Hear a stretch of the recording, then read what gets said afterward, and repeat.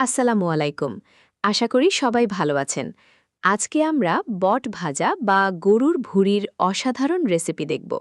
একদম পরিষ্কার করা থেকে শুরু করে সহজেই কিভাবে রান্না করে নেবেন সেইটাই থাকবে আজকের ভিডিওতে।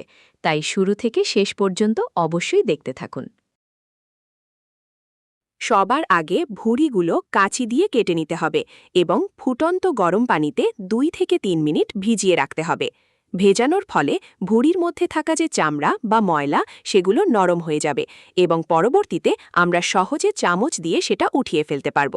সবগুলো ভুঁড়িয়ে একে একে এরকম করে পরিষ্কার করে নিন। আমরা পরবর্তীতে চুলায় গরম পানি বসিয়ে দেব, সাথে দিয়ে দিব হলুদ গুঁড়ো এবং লবণ, এবং সেই পরিষ্কার করা ভুঁড়িগুলো একে একে দিয়ে প্রায় আধ ঘন্টার মতো সিদ্ধ করে নিতে হবে। সিদ্ধ হয়ে এলে পরবর্তীতে আমরা সেই ভুঁড়িগুলো ঠান্ডা করে নিয়ে মন মতো সাইজে কুচি কুচি করে কেটে নেব, সাথে কিছু আলু কুচি করে নিতে হবে। এরপরে আমরা একটা প্রেসার কুকারে তেল দিব, এলাচ ও দারুচিনি দিয়ে দিব, পর্যাপ্ত পরিমাণ পেঁয়াজ মরিচ দিয়ে নাড়াচাড়া করে আদা রসুন বাটা দিয়ে সামান্য পানি দিয়ে কিছুক্ষণ কষিয়ে নিব। এরপরে শুকনো মশলা যেমন ধনিয়া গুঁড়া, শুকনো লঙ্কা গুঁড়ো, হলুদ গুঁড়ো এবং লবণ দিয়ে ভালোভাবে কষিয়ে নিতে হবে।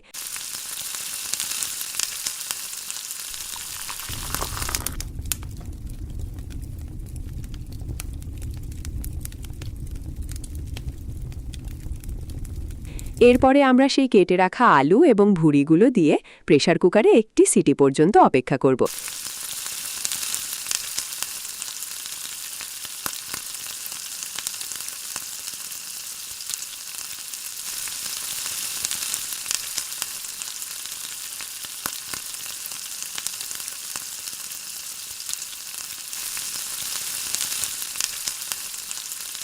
একটি সিটি দিয়ে দিলে আমরা নামিয়ে রেখে দেব।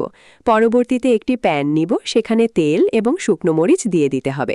তারপরে আমরা কিছু গোটা রসুন, এরপর জিরে এবং 2টো তেজপাতা, তারপরে আমরা কিছু পেঁয়াজ কুচি দিয়ে নিব এবং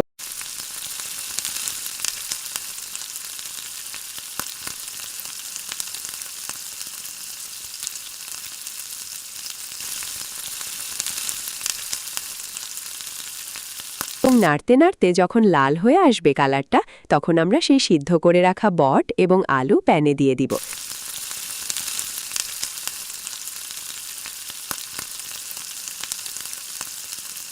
যখন সবকিছু কিছুক্ষণ হাঁটতে নাড়তে আসবে, সেই মুহূর্তে আমরা লবণ ঝাল দিয়ে আরও খানিকক্ষণ নাড়িয়ে নিতে হবে।